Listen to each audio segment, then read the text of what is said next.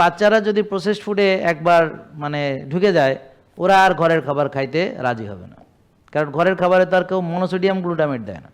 ঘরের খাবারে তো খাবারে নেশা হবে, ফুড অ্যাডিকশন হবে, এমন কিছু তো আমরা ব্যবহার করি না।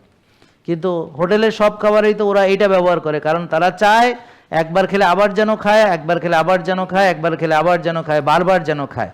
তাহলে এই বারবার খাওয়াটাই হলো নেশা। তাহলে ফুড ইন্ডাস্ট্রি আপনাকে অ্যাডিকশনে নিয়ে আসতে চায়, কারণ অ্যাডিকশনে না আসলে আপনি অযথা একটা খাবার দেখেন পৃথিবীতে, এই কোল্ড ড্রিঙ্কস, এই খাবারটার কোনো দরকারই নেই। যদি কোল্ড ড্রিঙ্কস না থাকে পৃথিবীর মানুষের কোনোই ক্ষতি হবে না, বরং লাভ হবে, তাই না? তাহলে এই খাবারটা খেতেই হবে এমন কোনো কারণ নাই, জীবন রক্ষাকারী কোনো খাবার নয়, কিছুই না। কিন্তু তবুও তাদের অ্যাডভার্টাইজমেন্ট, তাদের মানে মিডিয়া ব্যবহার এবং তাদের যে বিজনেস পলিসি এত স্ট্রং যে এই অযথা অপ্রয়োজনীয় একটা ক্ষতিকর জিনিস সবাই মিলে খেয়ে যাচ্ছে। এখন এটা ছাড়া দাওয়াত হয় না, এটা ছাড়া অনুষ্ঠান হয় না, এটা ছাড়া পিকনিক হয় না, এটা ছাড়া বিয়ে হয় না, এটা ছাড়া কিছুই হয় না। অথচ এটা যখন ছিল না তখনও বিয়ে হয়েছে, সবই হয়েছে। এখন এটা ছাড়া কিছুই হয় না। তাহলে তারা কিভাবে আপনার জীবনের জন্য এটাকে প্রয়োজনীয় হিসাবে এস্টাবলিশ করে দিল?